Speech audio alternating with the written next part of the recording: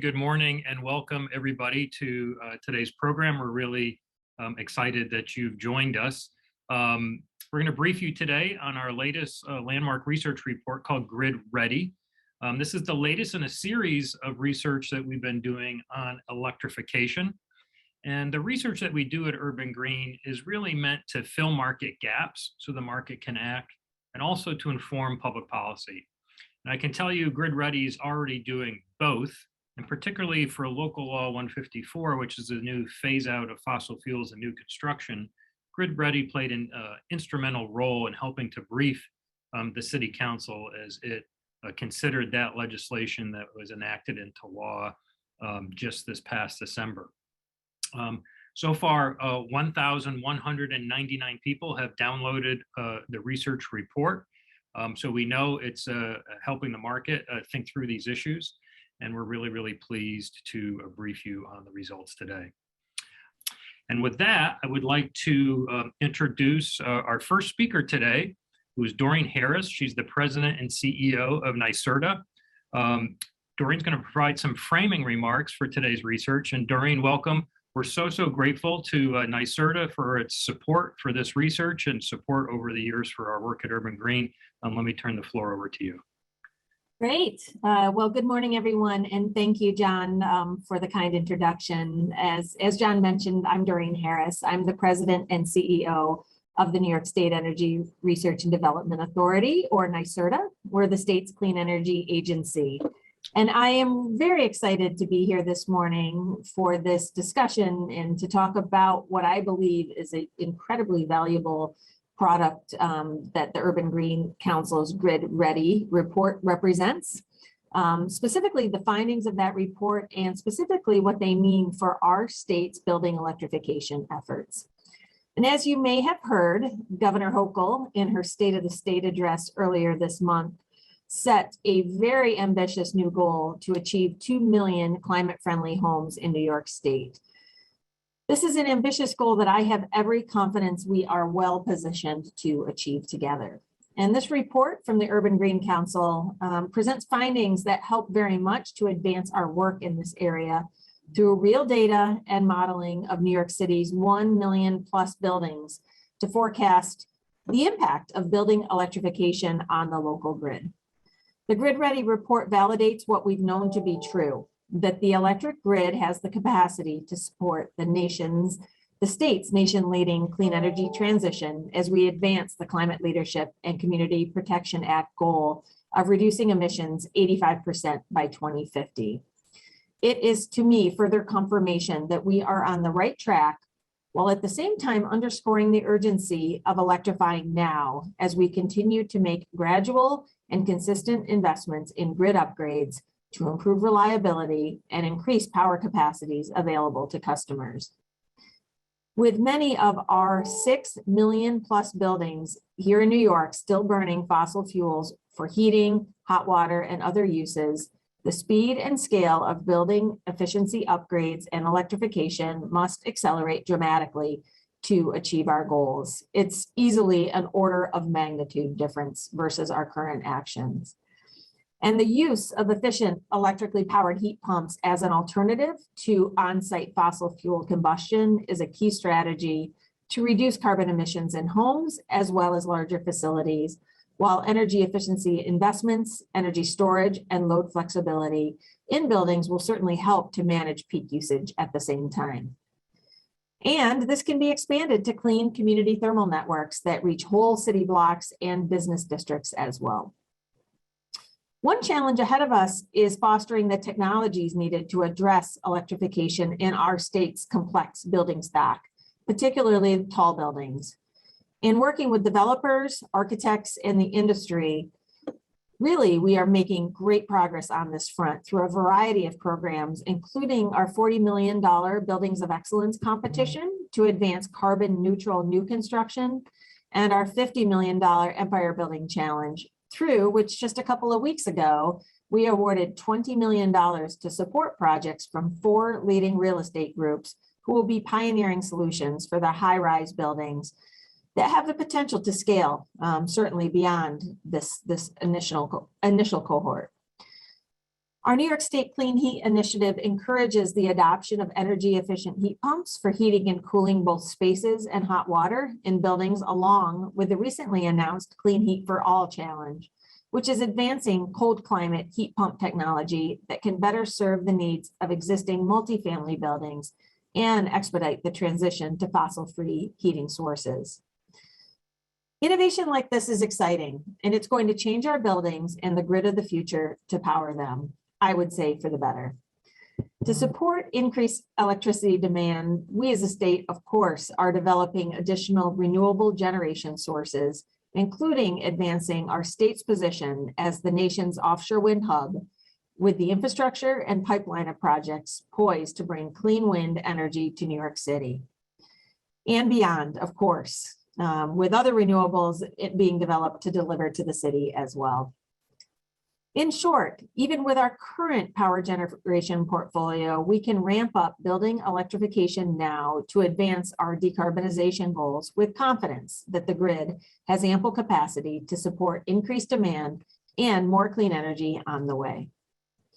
We will continue to seek new solutions and remain nimble in adapting to data like that contained in the Grid Ready report that will advance building electrification while at the same time ensuring a clean and reliable electric grid for New York's residents. So, complex topics, but exciting solutions to bear. I'm thrilled to kick off this convening, and thank you again, John, for having me. Doreen, thank you for your opening remarks. I really appreciate it, and thank you and your whole team at NYSERDA for what you're doing to help decarbonize New York and the leadership that New York is showing both the nation and the world in that effort. I want to invite now John Zuzakita to join us. We want to thank Daikin Industries for their support for today's program as the program sponsor, and invite John to say a couple words. Thank you, John. Having traveled the world during decades of working in the built environment space, I have two questions. One, why do we in the United States insist on heating and cooling entire buildings, whether they're occupied or not? Most of the world cools and heats people when they're actually in the space. And two, why do we accept that most small and mid-size heating and cooling systems control our comfort by turning on and off? It's like driving a car by turning it on and off to average the speed we want to go. As background for these comments, I started a commercial energy performance contracting business and have retrofitted 2 homes that are living laboratories of total electrification in the cold climates of Minnesota and Wisconsin. One is net positive energy and the other has reduced its energy consumption by 75%. Electrification is a personal passion, so it's energizing the Daikin, whose actions align with urban green councils, and many, if not all, in attendance today is sponsoring this event. Inverter heat pumps that modulate and heat and cool zones, and not just entire buildings, regardless of occupancy, are vital building blocks in a smart grid, real-time pricing, modulated and electrified world. We salute New York with your aggressive electrification and heat pump approach, and look forward to being a part of your solution to our climate challenges. Thank you, John. Great, thank you, John, and thank you to our friends at Daikin for your sponsorship today. So let's get going with the program. We've got a great lineup today. Sean Brennan is going to kick us off from Urban Green. Then we have James Parakis, who's with Elementa Engineering, who will help also brief on the research. Then we'll come back at the end with a panel discussion with Vicki Kuo from NYSERDA and Donovan Gordon. I'm sorry, Vicki Kuo from Con Ed and Donovan Gordon from NYSERDA, of course. And so we look forward to the panel, and then we'll have audience Q&A then as well. So without further ado, let me turn it over to Sean Brennan, the Director of Research at Urban Green, to start the briefing. Great, thank you, John. Good morning, everyone. Thank you for joining us. I'm Sean Brennan, the Director of Research here at Urban Green, and we are thrilled to share with you Grid Ready today. We released this report last month, and today I'm going to share with you some of the detailed results. Let's see. There we go. Do I have control now? So first off, I want to talk a little bit about why we did this research. It's a little bit out of our wheelhouse, but we had to bring on some other experts to take a look at the grid and, of course, the smaller buildings that make up New York City. And then, of course, I'll share with you the conclusions about what we found, and then a little bit about where and when electrification will make its impact. But I'll also share with you a tool where you can explore all this data yourself because there's so much of it. And I'll touch on how we conducted the analysis, but James will give you a deeper dive into that afterwards. So Viri, I'm not able to advance the slides, but if you want to go to the next one. So why did we take on this research? So there were some fundamental questions that we were hearing from the industry when we started our electrification research back in 2019 called Going Electric that was focused on multifamily buildings. And so it was a lot of unknowns about whether or not the grid was really ready to handle the electrification of heating and hot water. And so what we're hearing was that, if these buildings need upgrades to their electrical capacity, then doesn't the grid also need some upgrades? And there was a feeling that the grid is already strained, and why should we push it further? And then after the disaster in Texas, there's this also a question of what if winter blackouts occur here? So valid questions. And when we looked for answers, we couldn't find it. So there was this gap that we had to fill between doing a bottom-up analysis of building power demand now and in the future, looking at what the local grid capacity was. So it was an opportunity for us to use our knowledge of benchmark data and electrification, and then make that connection geographically to all of the 1 million buildings that are in New York City. And so you can see a map on the right of all of our different categorizations of every single building footprint in New York City. Now, if we start off just looking at the grid at a high level, so you can take a look back at NYSO's demand data from the last decade in Zone J, that's New York City, and you immediately find that there is room for growth if you compare summer and winter peaks. Now, the idea of having a winter peak that exceeds the summer peak is very interesting, and that really started off as an idea in Urban Green's research called 90 by 50, and we're not even close to that today. But it'll be important because the local grid is really built out to meet the higher demand of summer. So today we find the summer demand peaks in July at about 11,000 megawatts. The winter peak is about 8,000 megawatts in January. So lots of room, about 3,000 megawatts. That January peak could grow by over 40% without exceeding summer demand. The other key factor here is that the summer temperatures being hot actually make the power equipment overload faster. And so colder temperatures are actually our friend in the winter to help get more power to buildings. Now, that's not the end of the story. You have to dig a little bit deeper. So we feel that there's probably no immediate risk to the local grid, but once we looked at the network areas, that really cemented it. So Con Edison divides New York City into 70 of these network areas. And those are the networks of underground wires and transformers that deliver power to buildings. For the most part, these networks can't share power between the zones. So there really are power neighborhoods in New York. Now, each of them peaks in summer. Their power demands range between 50 and 500 megawatts. So it's a big range. You might be surprised that the 500 megawatt side is more like Flushing, Queens. Some of the Manhattan networks are, hundreds of megawatts, but they're much smaller. If you can see on the right, we have a map of all the different network areas. And the darker green means they have more headroom or space between current demand and current capacity. Now, we found that every network area could add at least 20% to their winter load without exceeding the capacity. So there's capacity for growth at the Zone J level, and there's also capacity for growth at each network area. But the key here is going to be how much could demand grow when we electrify buildings. So we took a look at the monthly benchmark data on the left. This is an example for pre-war multifamily low-rises. This is natural gas and electricity. So you can see natural gas is in purple. It's pretty dominant. We've got to turn all of that heating and hot water energy into electrically driven heat pump load. So on the right, you can see what happens for a typical winter day. The bottom gray curve is today's baseline.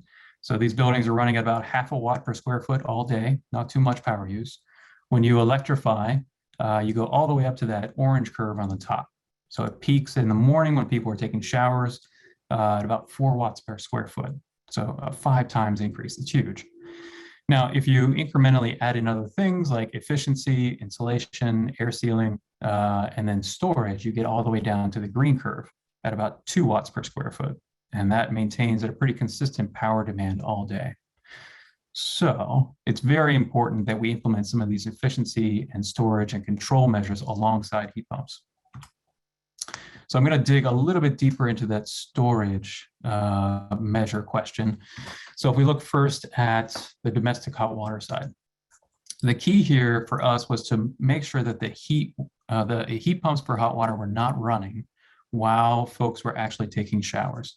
So anything below the y-axis here, or the x-axis, is going to be when a big hot water storage tank is discharging to give people hot water for showers.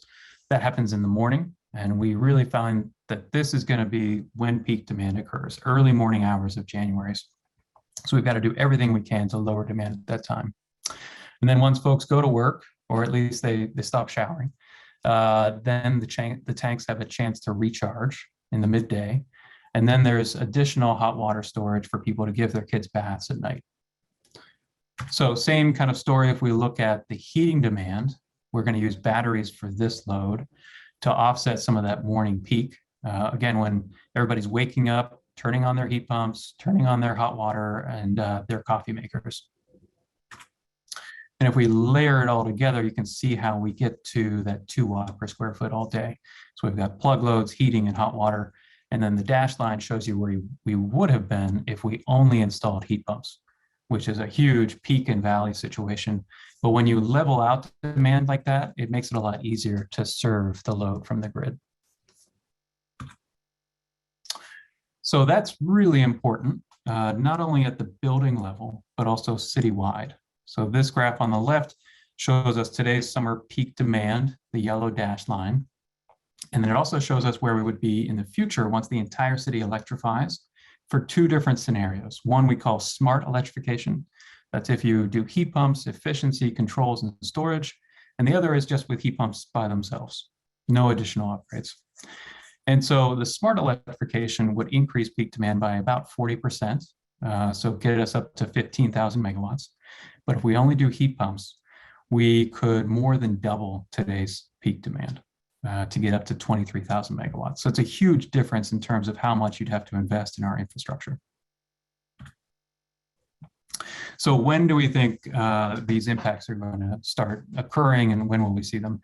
We didn't predict when the winter peak will occur. Other very smart folks have done that. The Climate Action Council thinks that New York State will be in a winter peak situation by 2035. NYSO has some more detailed information for Zone J. They think around 2034, that's represented on the right here. And just for some regional context, ISO New England thinks that heating and hot water electrification is going to grow by 25x over the next decade. So we didn't predict when, but we can tell you a little bit about how much market penetration you would need to get those winter peaks. So this is a graph showing us today's baseline in January. So you can see the peak occurs down at the bottom around 8,000 megawatts in the evening. And each additional green line is electrifying 10% of New York City's building area. So once we cross over that shaded region, which is today's summer peak, that's when we think we can consistently see winter peaks occurring. So that looks like 40% of building area would have to electrify. Now this is with smart electrification, with all those other upgrades. So if we don't take that path, it might be a hybrid path where we start doing heat pumps and then we add an efficiency later on, but it could be lower than 40%.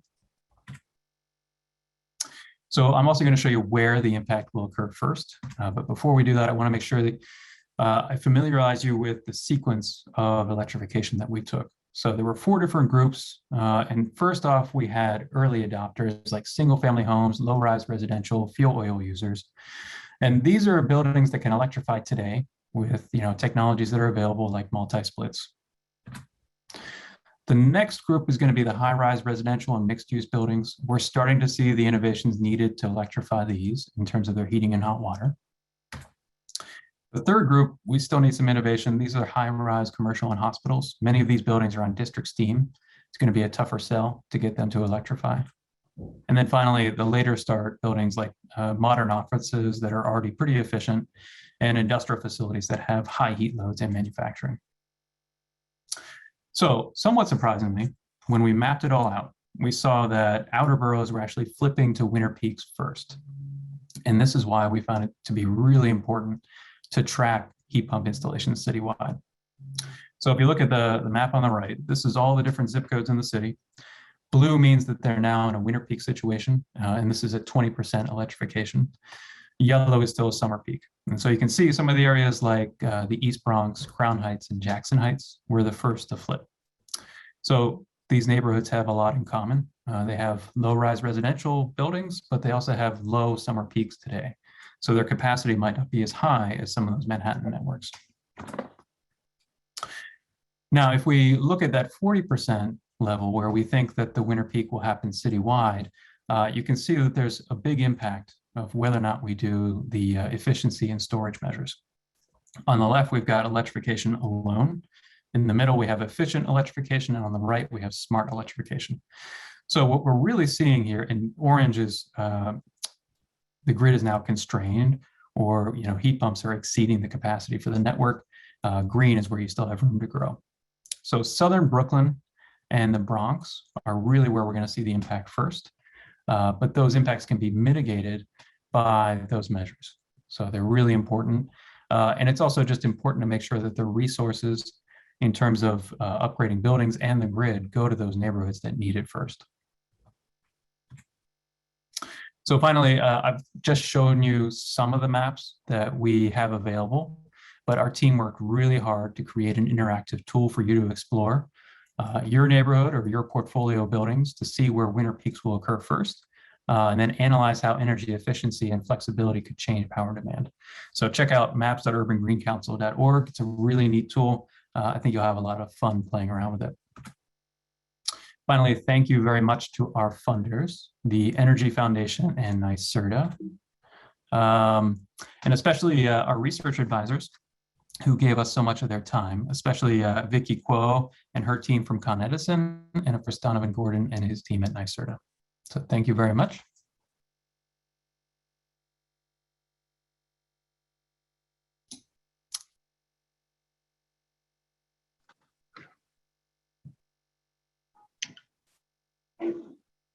Great. Let's see if I can control. There we go. All right. So hi, everyone. I'm James Parakis. I'm a principal in the design analytics group with Elementa Engineering. We were the engineering partner on this study. Elementa is part of Integral Group, which is a global engineering and consulting firm specializing in high performance building and generally sustainability in the built environment. And our group, the Design Analytics Group, focuses specifically on building performance, modeling and analysis, not just at the scale of the building, but at the scale of the neighborhood, city, and region.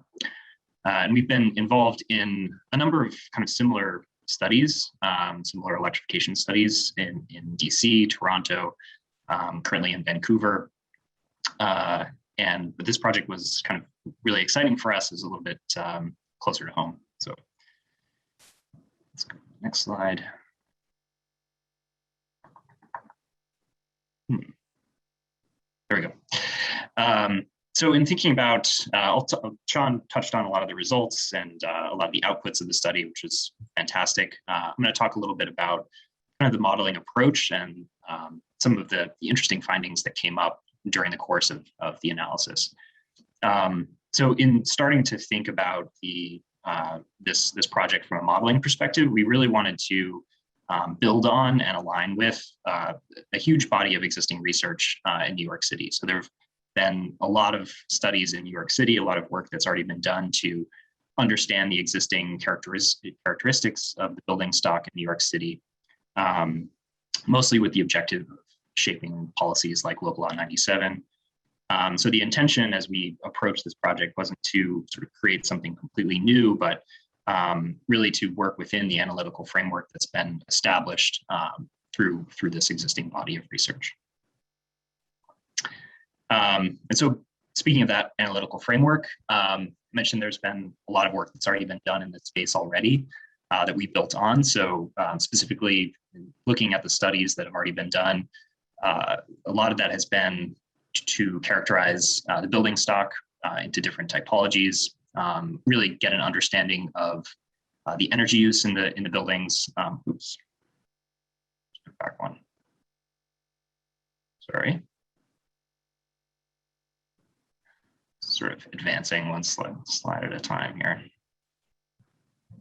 If you can go back one slide, try that. There we go. Yeah, I'll just sort of prompt you now.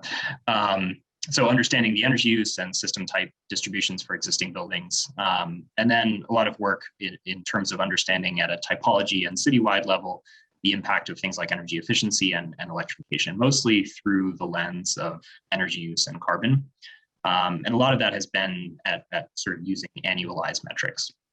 So where we saw opportunities to advance this existing research and answer some of the specific questions that we have about electrification,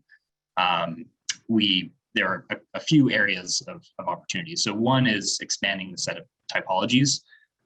So taking kind of the existing building stock and breaking it down into a bit more of a granular level, allowing us to have a slightly higher level of fidelity to the analysis.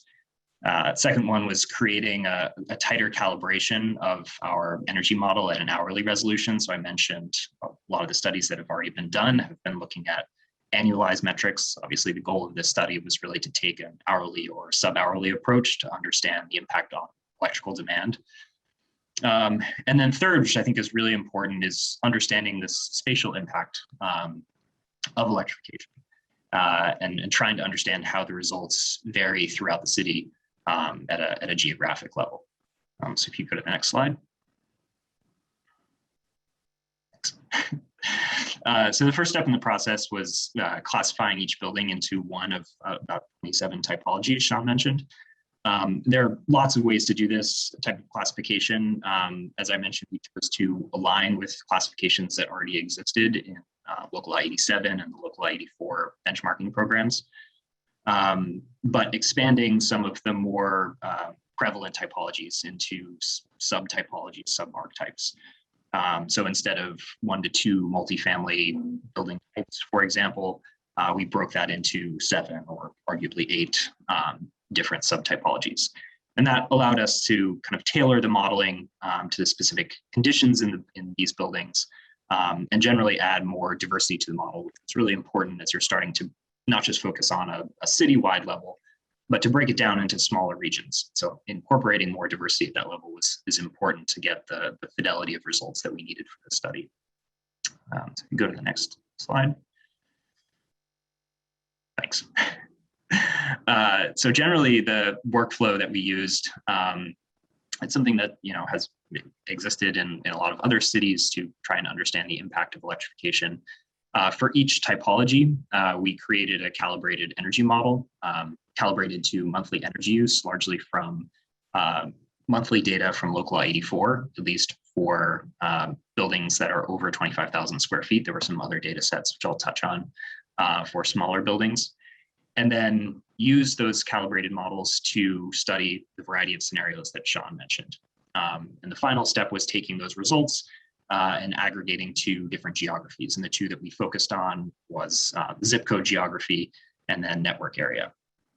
And this aggregation step allowed us to generate those aggregate load profiles, which we could use to evaluate things like whether certain areas were experiencing capacity constraints.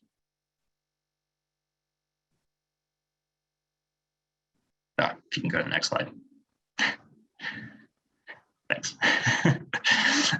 So a bit more about the model calibration. So I mentioned it's calibrated to monthly data. We started for each typology with kind of a shell from a PNNL model, and basically stripped out a lot of the information and incorporated new system type definitions from Local Law 87 data. So for each typology, we had a sense of what are the kind of distribution of system types that existed in the city, what are the most prevalent for each typology, and built the model according to those. And then ultimately tweaked a lot of the parameters in the model itself in the course of calibration. And our goal for this process was to create a close match at the typology level, at least initially for the monthly energy use profile. So for different utilities, electricity and gas, we wanted to make sure that the modeled energy for each typology roughly matched the measured data that came from local I-84 and again, some of the other data sets that we use for smaller buildings. Next slide. And then there was, so that was at the monthly level, there was a further refinement once all that data was aggregated at the hourly level. So in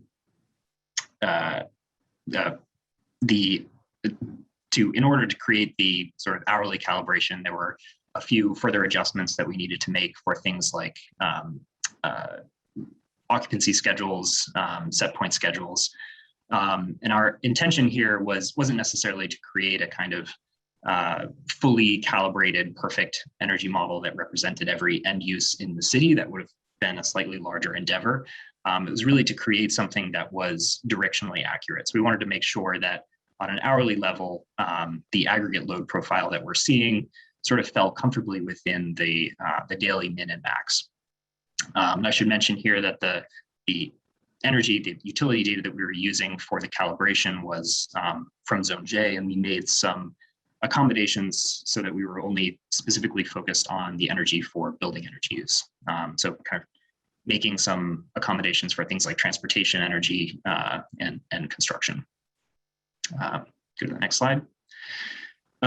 So once we had established that sort of reasonable baseline for energy use, then we could evaluate each scenario. And Sean talked about each of the scenarios. This is a little bit about some of the assumptions that went into each. There's a lot of information here, but I think the key takeaway is that our intention was to create a set of fairly conservative assumptions, particularly when it comes to things like energy efficiency and the system performance parameters for electric systems. And the other key point is that there are kind of a limited number of interventions that we were using within this study. Obviously, some of the assumptions might not be applicable for certain building types, but we tried to design it in a way that we felt pretty confident that even if, for example, a building didn't have the space capacity to support domestic hot water storage, there would be a variety of other engineering interventions that could achieve the same kind of impact on the overall load curve. So again, kind of fairly conservative assumptions, things that we feel like are definitely doable from an implementation point of view using technology that is available today. Next slide. And Sean mentioned this a little bit. So when it came to the actual aggregation process, we used a prioritization order for each of the typologies. So the idea, and Sean mentioned, it was sort of a blend of policy and engineering considerations that went into identifying which typologies would be electrified first, second, third, et cetera. So the effect is, as you increase the market penetration of electrification, it would start with typologies that are in category 1, moving on to 2, et cetera. And this is actually really key to kind of understanding the spatial distribution of results. Obviously, what this means is that there will be a more significant impact, at least at the early stages of electrification, a more significant impact on loads, depending on where there are different concentrations of these typologies. So if you go to the next slide. So this was some of the initial mapping work that we did for the study, trying to just get a handle on where the distributions, where these typologies existed throughout the city. So you can see, and this is somewhat unsurprising, but again, it does have an impact on the results. There are higher concentrations of things like 1 to 4 family homes in the outer boroughs. High-rise multifamily buildings tend to exist more in Manhattan, et cetera. So this is part of the reason why you're starting to see, if you follow the kind of prioritization order that we had included in this study, more of a higher impact in the outer boroughs first, working its way into Manhattan. Go to the next slide. And so I won't talk about kind of the overall results and findings. I think Sean kind of gave a great overview of those, but what I did want to touch on was kind of the collaborative nature of this project. I think we really enjoyed working on this study. We tried to be very nimble and collaborative in the approach, using interactive data models and visualization prototypes to really explore the data. So definitely wasn't the case where there was a question that was asked and we took 2 months to do the analysis. It was a process of exploration and collaboration. And these kind of interactive prototypes were really important for exploring, particularly things like the metrics that were really important for this particular study. So I think we had a sense going into the project that we wanted to understand the impact of electrification on demand increases, but there are all kinds of nuances to that metric and different ways of looking at the results. And so this was kind of just a little screenshot of some of the tools that we developed to explore the results and really come up with a kind of compelling narrative. Go to the next slide. And just to close out, Sean mentioned the result of some of that data analysis work and the development of those prototypes was a grid mapping tool.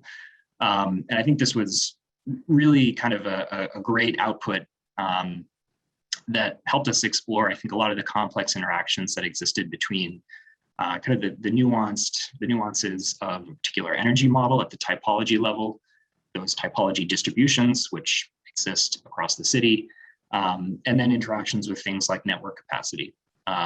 So there are many different ways of kind of slicing and dicing this information, and having a kind of exploratory tool is really important to convey those results.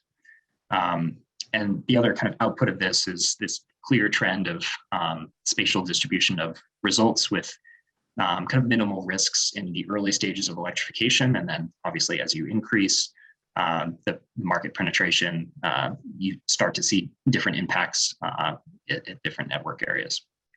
And one sort of closing remark is that I think a lot of this work created a good body of research to start to explore additional questions. So identifying, there are many ways that you can look at this information, but it starts to identify areas for further analysis and potentially future interventions.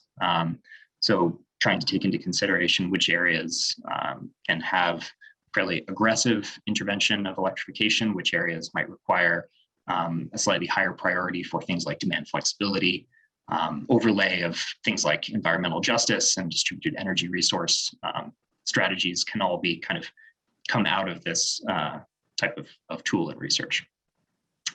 So it's been very fun to work on. A lot of data, as Sean mentioned, that came out of this, and hopefully packaged in a way that can tee up some really exciting future work. So that'll turn it over to the next speaker. Okay, thank you, James.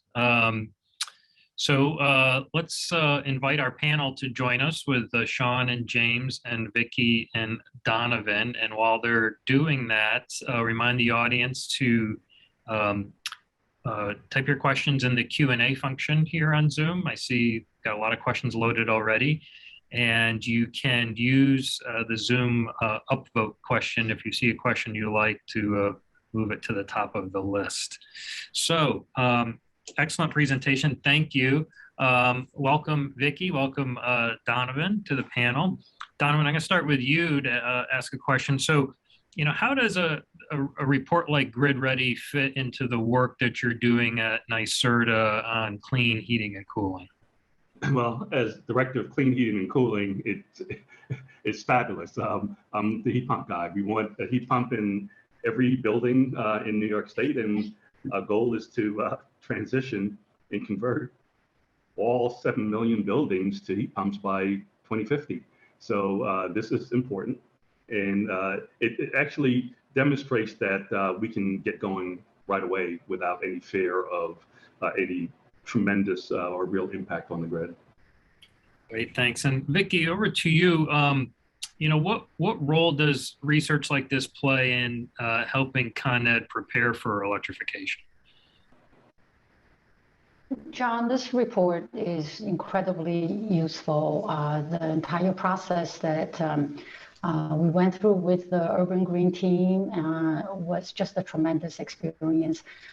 Big shout out to your team for the data analytical thinking, and then also to convey the message to the wide audience. And it really shows that we need a lot of analysis, we need data, and we need to be able to communicate that to the wider group.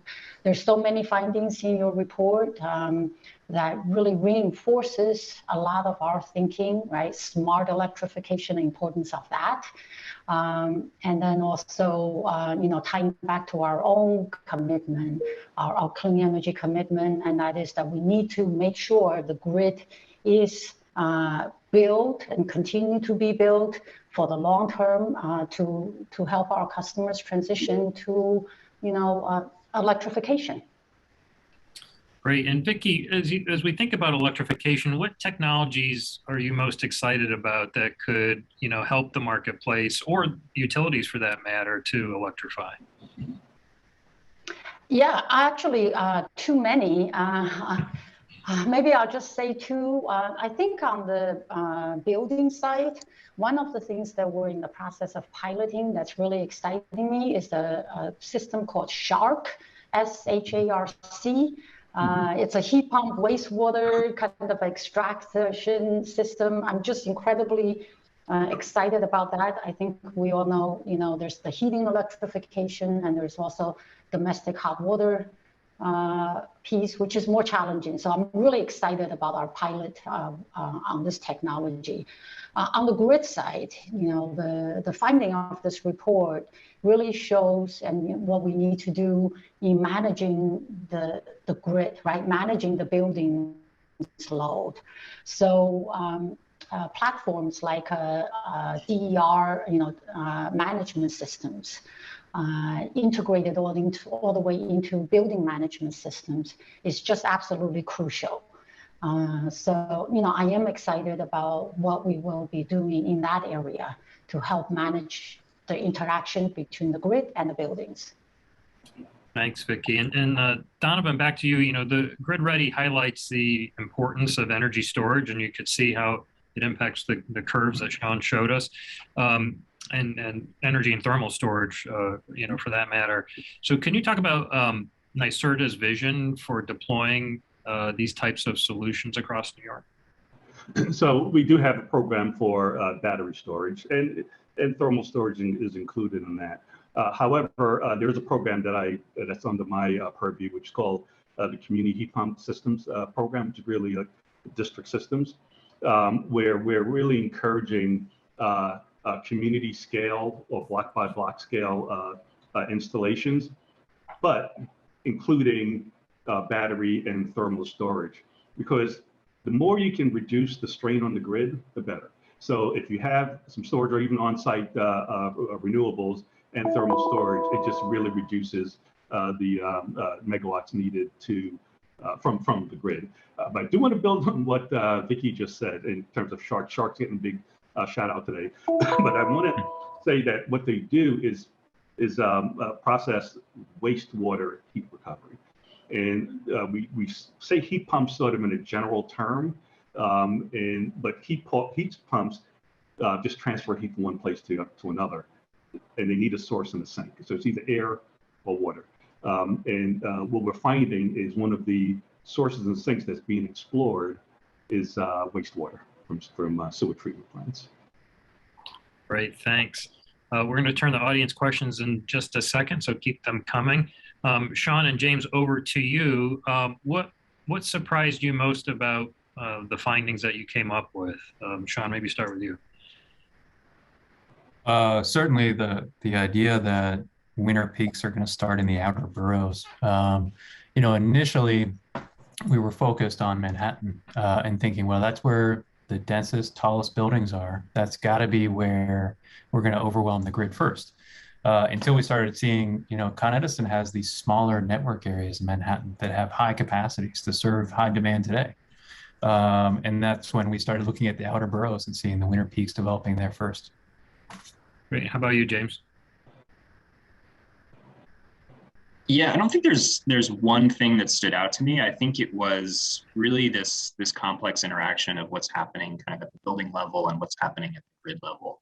And I think, you know, it's intuition can take you a lot of the way, but until you really start to overlay a lot of those disparate pieces of information, a lot of those disparate data sets, you really don't see the kind of have the full picture. So that was really interesting for me. I think, you know, to Sean's point, starting to see not just that, you know, the impact is going to start from the outer boroughs, but that there are specific areas that maybe are experiencing more severe capacity constraints that are require a bit more attention than others. So that was kind of interesting to see how kind of all these data sets came together. Okay, thank you. Well, we've got 22 audience questions lined up, so let's try to get through all or most of them as we can. So the first one here with 9 votes upvoted is really about the early adopters. And the question is about, you know, these single family low-rise residential, they're not subject to local law 97. And under the current rate structure, heating costs will probably increase with electrification, as the question suggests.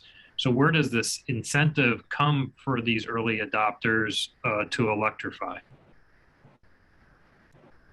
That is a great question. So I think primarily from a technology point of view, you know, you have a bunch of engineers working on this problem. So we see technology that's like ready to be deployed in certain buildings that are actually taking it on already. So we see low-rise buildings electrifying in New York City. So that's a big part of it. There are also other laws. Local law 154 does apply to smaller buildings like 1 and 2 family homes. So those will be impacted in terms of new construction. They're going to have to be looking at heat pumps as well. And just, you know, the last point I'll make is that it's not just an economic decision anymore. There are so many other benefits that come with this. So we think that if you're a homeowner and you can switch, you'll probably do that in terms of the air quality and comfort benefits. I mean, I did it to my own home, and I've just been so happy with the decision, even on a cold day like today. Great. Anybody else want to chime in on that? Well, you know, Sean hit on a key point that I'm talking about a lot, which is the air quality. When you install a heat pump, you reduce carbon dioxide 100%. Great. Okay, next question here. Electric battery storage was mentioned as a solution for resiliency. Have guidelines been developed for installations that will be approved by the FDNY? Big question, tough question. FDNY is not on the panel, but does anybody want to opine on that? I will say that they recently put out some draft changes that they haven't implemented yet, but is out for public comment, that would allow for lithium-ion batteries inside of the building envelope. So those are still being kind of discussed, and you know, changes are underway. It seems like they're becoming more open to allowing it. Yeah, I just want to echo this. I'm sorry, James. Go ahead. No, you go ahead. Just very quickly, you know, we've done so much work on advancing battery storage and the entire permitting process. Great effort collaborating with New York City, NYSERDA, and many other entities, and FDNY and Department of Buildings. So we've come a long way, and you know, more to go, but making great progress.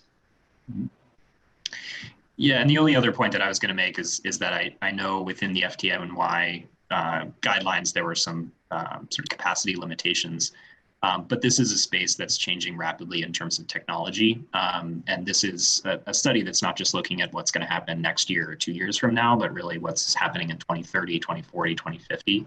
And so technologies are continuing to change. Lithium ion is just one of those technologies.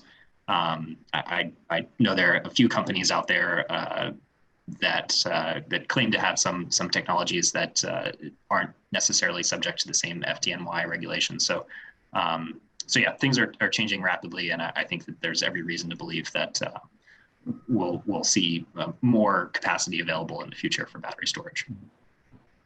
And John, I do want to correct myself, because I think when the last question I said carbon dioxide, I meant carbon monoxide. Thanks, Donovan. Next question is about EVs. How did EV charging factor into modeling loads on the demand side? Yeah, so we ignored it because we really don't have the expertise to build that into the model. It's an important point, but I will say that building electrification will be a larger load in terms of how much energy buildings use in New York City today versus transportation. But probably, Donovan or Vicky is better at answering that one. I think Vicky would be better than I. I'm the heat pump. Yeah, so that's a great question. That really is a great question. I'm incredibly excited since I do have, as Con Edison, we have the responsibility to help build out the infrastructure to enable electric vehicle charger installations. And we've seen just amazing response from the market, EV adoption, the need for building those chargers. And this is only for light duty vehicle, right? For passenger vehicle. And that's the program that New York State launched, I believe about 18 months ago. The overwhelming response, it brings a different set of challenges.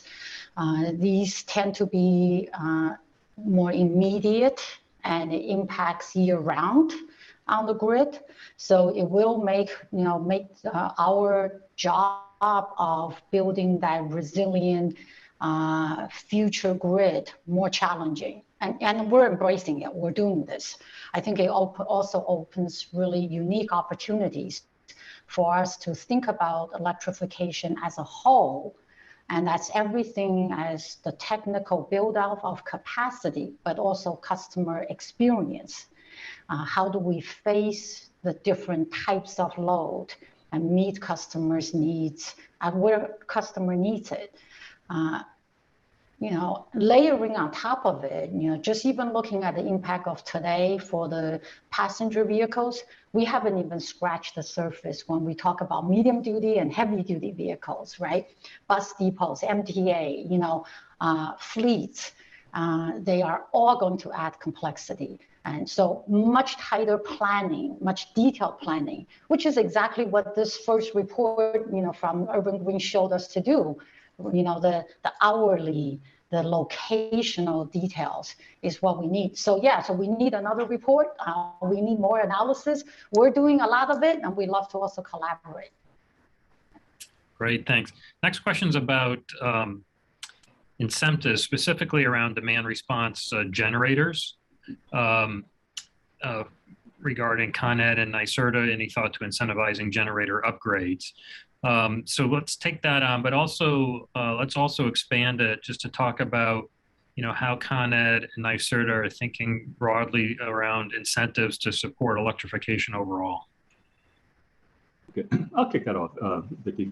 So we have the New York State Clean Heat Incentive Program, which is run by a joint management committee of NYSERDA and all of the utilities. And there's a co-chair from NYSERDA and one from the utility. Right now it's Will Shaw from Con Edison. The incentive program is the utility incentive program. They have a $454 million budget through 2025.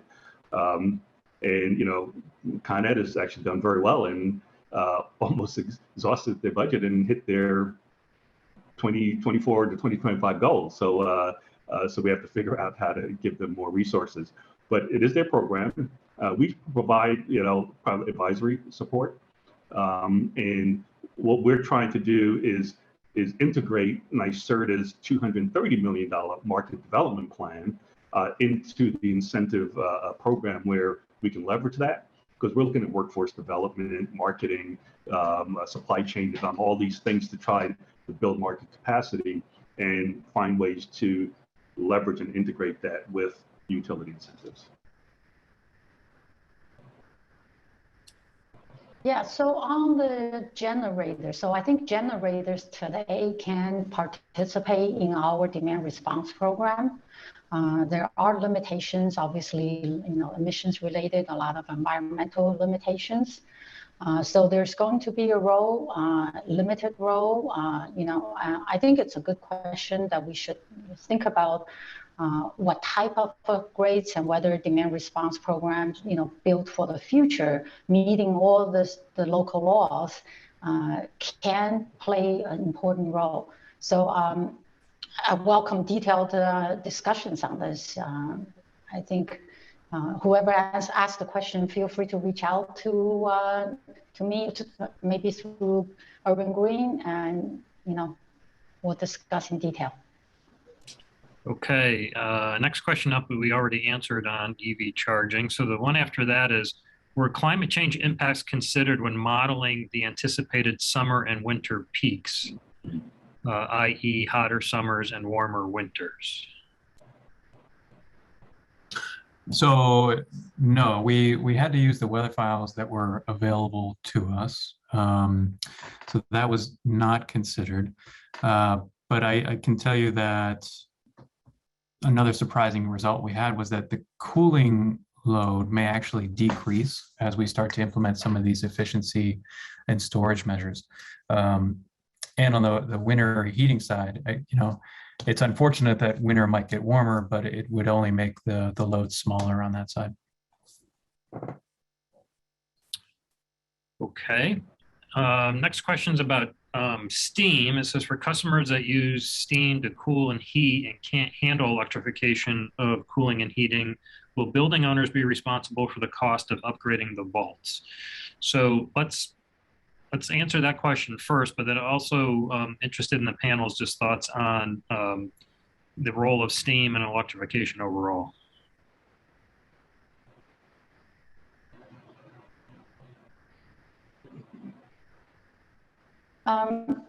John, do you mind repeating the first part of the question? Basically, I think the first part of the question is, if building owners don't electrify because they're on steam, will they be responsible for cost upgrades regardless? Okay, so I think steam has a really important role in the decarbonization, and we are looking at this actively. How do we keep greening and decarbonize the entire system? And I don't think we have a solution today on how to, there are lots of things to be worked out through Local Law 97. And I think, John, you and your team might be better at knowing the exact status of how do we handle particular building stocks, building types. Sean mentioned earlier in the report, especially the taller buildings, right? The technologies to help electrify that, and how should we handle that? I'll pause there to see if you can lend some more insight there. Sure. I mean, go ahead, Donovan. Yep.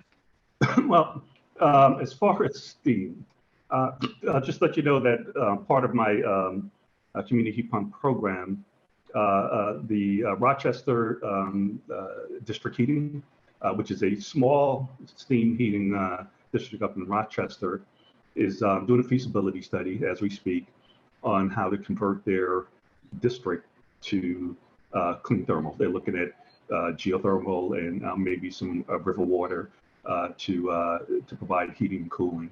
I'm not saying that will be applicable here, but at least there is a steam district that's looking at how to convert to clean thermal networks. And that'll be a use case that we'll, present to everyone to take a look at. That's great. I wasn't aware of that, so we look forward to those findings. Steam's very much an open question, and I think we're all going to be spending a lot of time on it this year. So good to know that there's somebody already looking at some pilots for that. Mm-hmm. Next question is around batteries.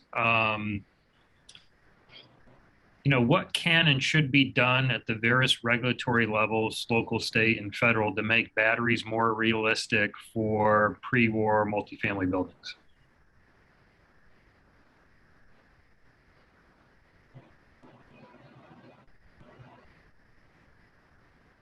I mean, I have one thought.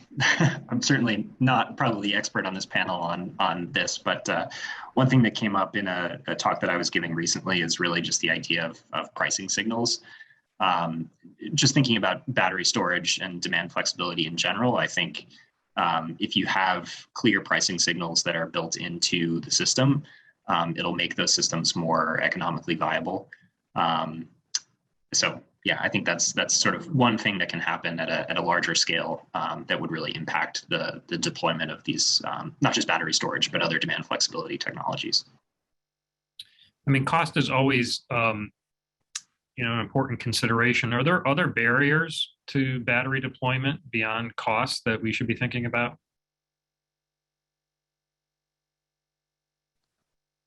Yeah, I mean, I think, well, we mentioned the FDNY.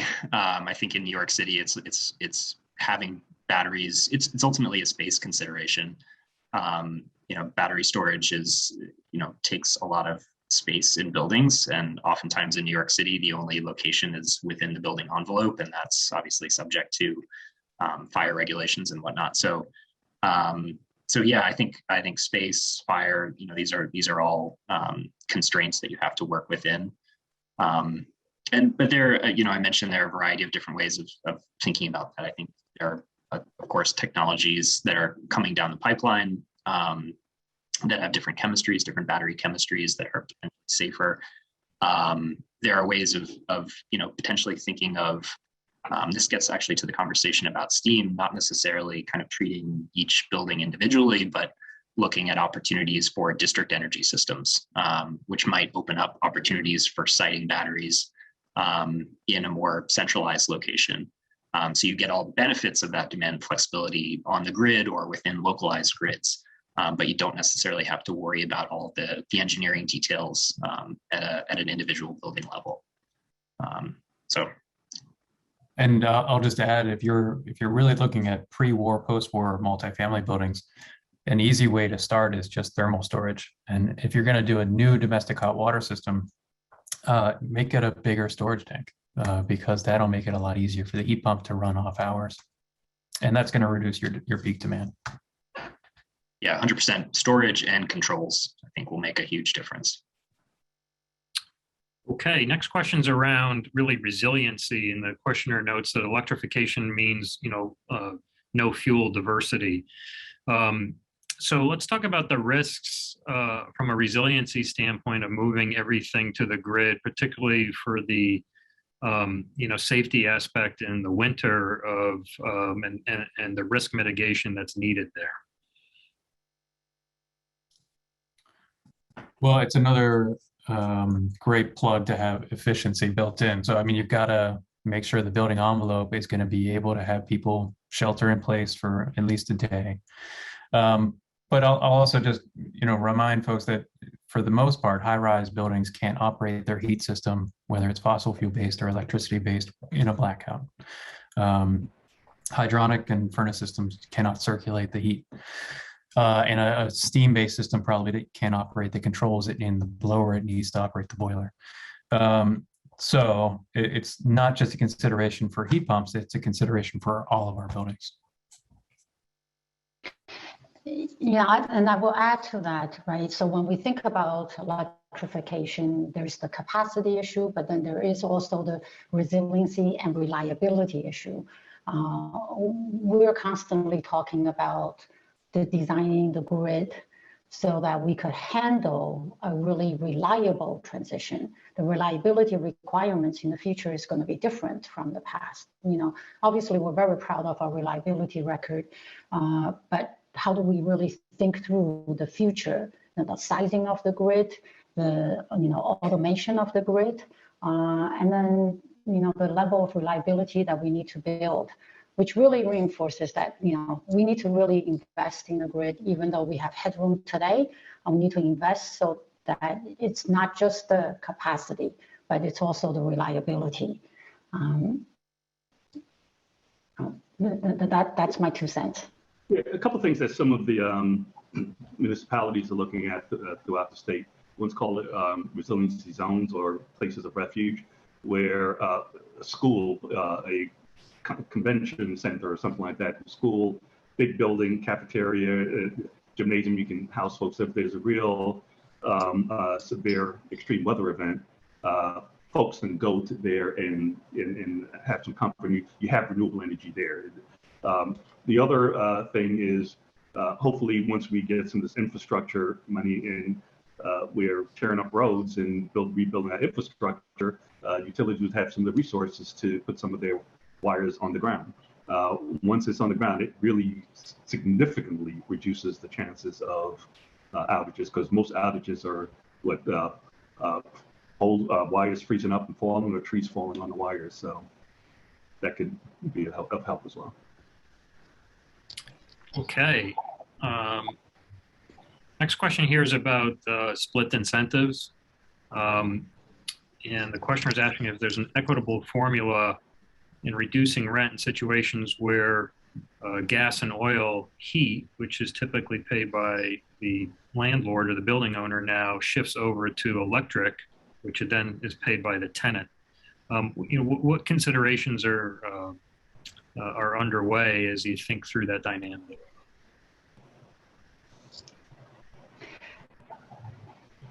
So go ahead. No, you go ahead. Every conversation recently I've had with PSC, including the chair, this is a topic of discussion. It is one of the highest priorities, particularly for low to moderate income and people in disadvantaged communities. So we are looking and trying to figure out how we address that. What we don't want is for people who are vulnerable to have their energy burden increase in the name of decarbonization. So it's top of mind. It is a high priority. We haven't figured it out yet, but what I can tell you at the highest levels of PSC, this is being thought about. Yeah, and Donovan, it's at the highest level, it's at every level, right? I think Donovan mentioned the joint management committee between NYSERDA and utilities. I mean, almost every conversation, every meeting, this is front and center. And how do we make sure there is no, unequitable cost shift? I think it's going to need a lot more than a technology solution. It is also, it is technology solutions. It's also other, rent regulations and other areas that we all have to coordinate and make sure that this transition, is fair and equitable. Okay, next question's on solar. Do solar panels on individual buildings work to lower demand on the grid?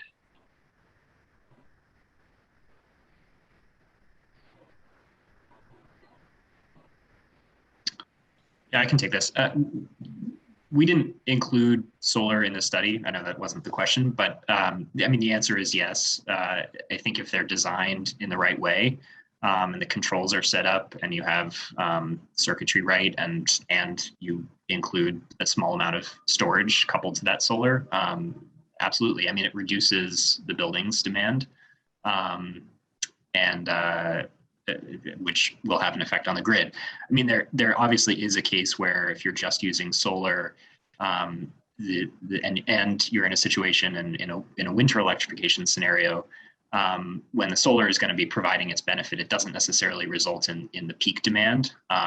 So from an overall peak demand perspective, it might not have a significant impact if you're just looking at solar. But again, if you couple that with a little bit of storage, you can use it strategically to start to reduce the overall building demand.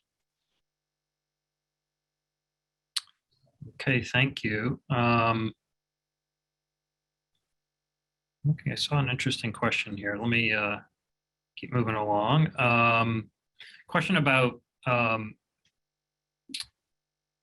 what is the expected impact electrification will have on electricity prices and capacity prices for Zone J? Not sure we have answers for that yet, but does anybody want to at least talk through what considerations would be factored into that?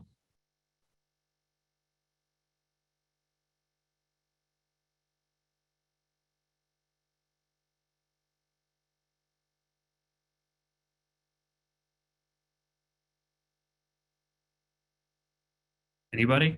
I mean, help us think through how will the PSC, kind of think through that?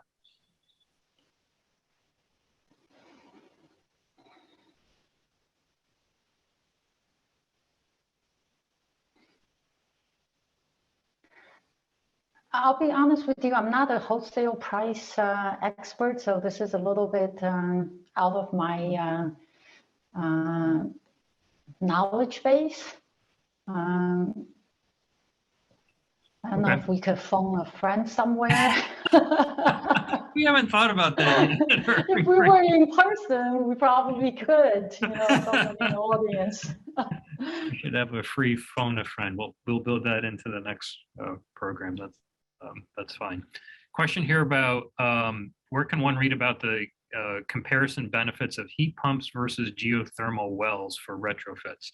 So what resources can people look to answer this question, heat pumps versus geothermal, but just resources overall? So I assume they're talking about air source heat pumps versus geothermal. So on NYSERDA's website, we actually have what we call a heat pump planner, which takes a look at the benefits of both. So you can search, we have it on our website, and certainly you can reach out to me. I can either talk to them or direct them to some folks on my team. Either one, they're more efficient, over 100%, 200% plus efficient than the fossil fuel base. So they will be better. And once you get into the pure electrification world, and we move from beyond calling efficiency building envelope, efficiency is going to be COPs, which is the efficiency of the appliance of the heat pump, because the higher the COP, the less electricity you use.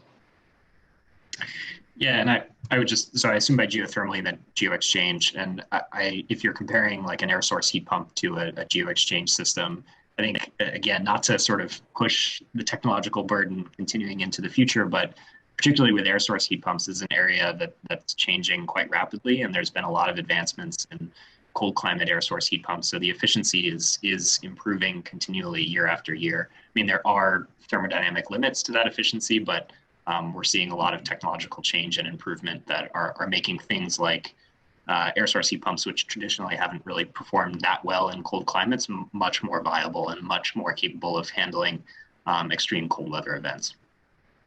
Okay, well, we've come to the end of the time for our program, so I want to thank everybody for joining us. I want to thank the panel for your great participation and answers to the questions, and for spending time with Urban Green today.